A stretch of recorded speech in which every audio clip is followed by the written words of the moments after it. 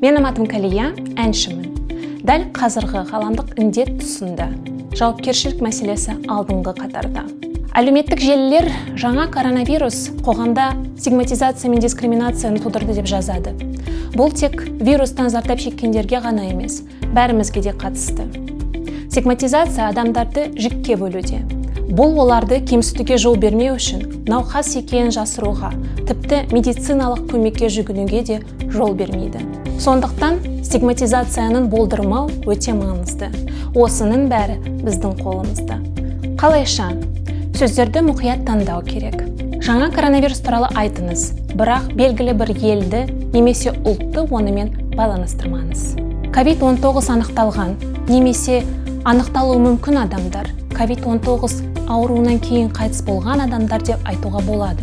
Бірақ COVID-19 бар адамдарды ауру жағдайлары немесе құрбандар деп айтуға болмайды. COVID-19 анықталған немесе аталған вирусқа шалдыққан адамдар деп айтыңыз. Бірақ олар туралы COVID-19 таратушы, басқаларға жұқтырушы секілді сөздерді қолданбаңыз. Себебі бұл вирусты қасақана беруді білдіреді және аталған адамдарға күнә артады. Жағымды хабарды жеткізуге тырысыңыз. Әрі қолды жуу және әлеуметтік қашықтық сақтау сияқты алдын ала шараларының тиімділігін атап өтіңіз.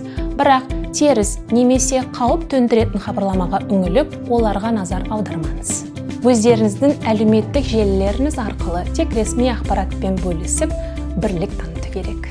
Бұл бізге коронавирустың таралуын тоқтатуға көмектеседі.